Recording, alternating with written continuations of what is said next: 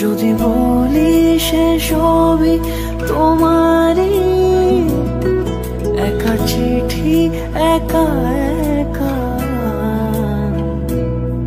যদি বলি সে সবই তোমারই, একা চিঠি একা একা।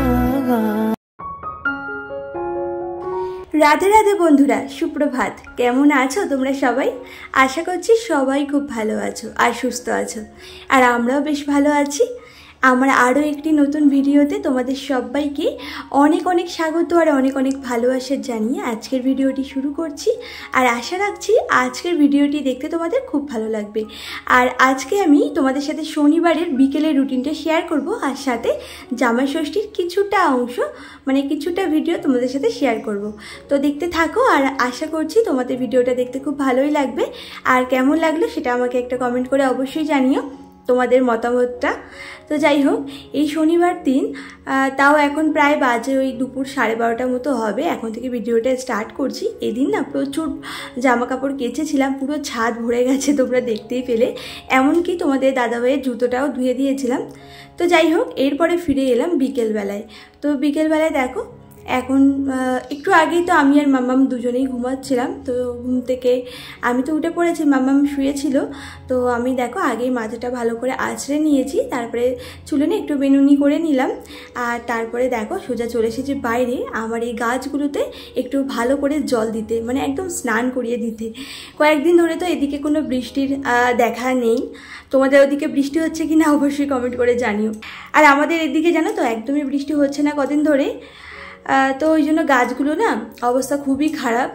আর তার উপরে যদি ঠিক মতো জল না দিই তাহলে গাছগুলো কি করে বাঁচবে বলো তো। তো সকালবেলায় না জল দেওয়া হয়নি আজকে, জানো না। তো যাই হোক, ওই জন্য ভাবলাম বিকেলবেলায় জলটা দিয়ে নিই। তো জলটা তো দিয়ে দিয়েছি। আর আমার ওই নাকচাপা গাছে না খুব সুন্দর সুন্দর ফুল ফুটেছে, এত ভালো লাগছে না দেখতে, পুরো হোয়াইট কালারের, দারুণ লাগছে জানো তো। তাও বেশি দিন হয়নি ওই গাছটা আমি লাগিয়েছিলাম। পুরনো বন্ধুরা যারা আছো তারা তো জানোই, যারা আমার ভিডিও নিয়মিত দেখো। আর নতুন বন্ধুরা তো জানো না, তাই বললাম আর কি। তো যাই হোক, তারপরে দেখো সোজা চলে এসেছি ছাদে। আর এই যে ছাদে বেশ কিছু জামা কাপড় কেচেছিলাম, ওই যে সকালে দেখলে না, সেই জামা কাপড়গুলোই এখন নিয়ে যাব, কারণ একটু পরেই তো আবার সন্ধে হয়ে আসবে। তো দেখতেই পাচ্ছ আকাশে প্রায় সন্ধে সন্ধে নেমে আসছে। তো ওই জন্যই জামা কাপড়গুলো সব তুলছি। তো দেখো কত জামা কাপড়, আমার হাতে না আর জায়গাই নেই, পুরো হাত ভরে গেছে, মানে এতটা পরিমাণে জামা কাপড় কাচা হয়েছিল। আর ওইদিকে দেখলাম তোমাদের দাদাভাইয়ের জুতোটাও শুকিয়ে গেছে। আর এই জুতোগুলো তো সেরকম একটা মানে ভারী না, মানে হালকা একদম কাপড়ের, তো ওই জন্য তাড়াতাড়ি টেনেও যায়। আর জুতোটা কিন্তু বেশ ভালো পরিষ্কারও হয়েছে। তো যাই হোক, এরপরে দেখো নিচে এসে জামা কাপড়গুলো খাটের উপরে রেখেছি, এখনও ভাঁজ করিনি, একটু পরে করব। ভাবলাম তার আগে সন্ধ্যাবাতিটা দিয়ে নিই, এদিকে সন্ধ্যাও হয়ে গেছে। আর সে কারণেই দেখো সন্ধ্যাবাতিটাও দিয়ে নিচ্ছি।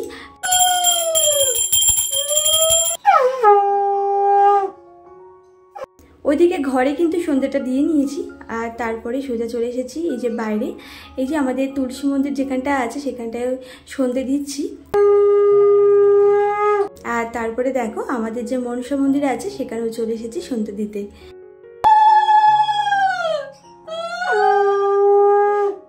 এই দেখো আইসক্রিম খাচ্ছে, দেখেছো? ম্যাঙ্গো আইসক্রিম বানিয়েছিলাম, সেই ঘুম থেকে উঠতে না উঠতেই দেখো কি অবস্থা, উঠেই আইসক্রিম খাওয়া শুরু। এখনো ঘরও গুছাতে পারিনি। এই যে জামা কাপড় সব এই যে খাটের উপরে রেখে দিয়েছি, এগুলোকে ভাঁজ করতে হবে। কিছুটা জামা কাপড় তো শুকায়নি, মোটা মোটাগুলো, সেগুলো মেলে দিয়েছি দড়িতে। আর এইগুলো শুকিয়ে আছে, এগুলো ভাঁজ করবো এখন। ও শুয়েছিল বলে তাই আর কিছু করছিলাম না, ভাবলাম বিছানাটা গুছাবো তারপরে এগুলো ভাঁজ করবো। তো যাই হোক, এরপরে দেখো এখন সমস্ত জামা কাপড়গুলো ভাঁজ করে নেব। তো জামা কাপড় ভাঁজ করতে করতে তোমাদের কমেন্টগুলো পড়ে নেওয়া যাক। আগের কয়েকটা ভিডিওতে তোমরা তো অনেক দিদিভাইয়েরা বেশ সুন্দর সুন্দর কমেন্ট করেছিলে। তো চলো তোমাদের নামগুলো নিয়ে নিই। মা ছেলের স্বপ্ন আইডি থেকে আমাকে প্রণীতা দিদিভাই বলেছিলে, খুব সুন্দর লাগলো ভিডিওটা বোন, এইভাবেই এগিয়ে যাও, পাশে আছি। থ্যাংক ইউ গো দিদিভাই আমার পাশে থাকার জন্য।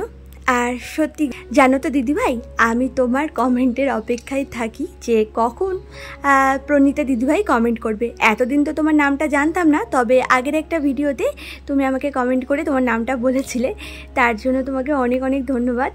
এতদিন তো তোমার চ্যানেলের নাম ধরেই তোমার কমেন্টটা পড়তাম, তবে এবার থেকে ভাবছি কি তোমার নামটা নিয়েই কমেন্টটা পড়বো। তো ভীষণ ভালো লেগেছে তুমি তোমার নামটা আমাকে লিখে জানিয়েছো। আর বাকি বন্ধুরা তোমরা কিন্তু তোমাদের নামটা আমাকে প্লিজ লিখে জানিও, তাহলে আমার ভীষণ ভালো লাগবে। আর জানো তো অনেকেই আছে যারা ভিডিওর জন্য অপেক্ষা করে বসে থাকে যে কখন দিদিভাই ভিডিও ছাড়বে আর দেখব। আর আমি জানো তো তোমাদের কমেন্টের অপেক্ষা করে বসে থাকি, মানে কখন তোমরা কমেন্ট করবে আর তোমাদের কমেন্টগুলো আমি পড়বো। আর প্রত্যেকের কমেন্টেরই আমি কিন্তু রিপ্লাই দিই, তোমরা অনেকেই হয়তো জানো যারা আমাকে কমেন্ট করো আর কি। তো তোমরা কমেন্ট করো প্লিজ, তো আমি অবশ্যই রিপ্লাইও দেবো, এমনকি তোমাদের কমেন্টগুলো পরের ভিডিওতে পড়েও নেব। তো যাই হোক, ওদিকে দেখলেই জামা কাপড় ভাঁজ করে নিয়েছি, ভাঁজ করে ওয়ার্ড্রপের ভেতরে ঢুকিয়ে রেখেছি। ওই জামা কাপড়গুলো ডেলি ইউজেরই জামা কাপড়, তবে কয়েকটা ভালো জামা কাপড় ছিল, আর ভালো জামা কাপড়গুলো তুলে রেখে দিয়েছি শোকেসে, আর যেগুলো ডেলি ইউজে সেগুলো ওয়ার্ড্রপের ভেতরে। এখন আর আলনাতে কোনো জামা কাপড় রাখি না, জানো তো। তো যাই হোক, তারপরে তো রান্নাঘরে গিয়েছিলাম। তো রান্নাঘরে গিয়ে ওইদিকে ময়দাটা মেখে নিয়েছি, কারণ আজকে আবার লুচি তরকারি করতে হবে, রাত্রে লুচি খাবার ইচ্ছে আছে আর কি সকলের।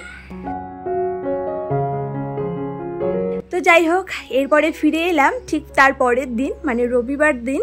তো সকাল সকাল দেখো এখন রেডি হয়ে নিচ্ছি, একটু পরেই যাব বাপের বাড়িতে আর কি। আর আমাকে কমেন্ট করেছিলে বেঙ্গলি সিম্পল রান্নাবান্না থেকে দীপা রয় দিদিভাই তোমার ভিডিওটা দেখলাম, ভালো লাগলো, তুমি বেশ গুছিয়ে কাজ করো, তোমার চপিং বোর্ডটা তো বেশ ভালোই হয়েছে, পাশে থাকলাম। আর চিকেন রান্নাটা দেখলাম দিদিভাই রোদে বসে কাপড় কাচলে। তো তোমাকে অনেক অনেক ধন্যবাদ দিদিভাই, তুমি আমার পুরো ভিডিওটা দেখেছো তার জন্যে, আর আমাকে এত সুন্দর একটা কমেন্ট করেছো। তো এইভাবেই আমার পাশে থেকো, আর আমার ভিডিওটা তোমার কেমন লাগছে সেটা এরকমভাবেই কমেন্ট করে আমাকে জানিও, তাহলে ভীষণ ভালো লাগবে আমার। প্রতি বছর তো শাড়ি পরি, মানে আজকের দিনে, তো আজকে আর শাড়ি পরলাম না, আজকে ভাবলাম কি কুর্তি করেই যাই, কারণ গাড়িতে বসতে রইলে অসুবিধা হবে। তো বলে দাদাভাই স্কুটি করে যাবো, তো ওই জন্য শাড়ি পরে নিই, ওই জন্য কুর্তি পরে নিয়েছি। দেখো আবার ওখানে গিয়ে আমাদের সাথে দেখা হবে। তো চলো, আমিও রেডি হয়েছে। আবার এই ব্যাগটা নিচ্ছিস? আমি তো একটা ব্যাগ নিয়েছি, ওটা লাগবে না।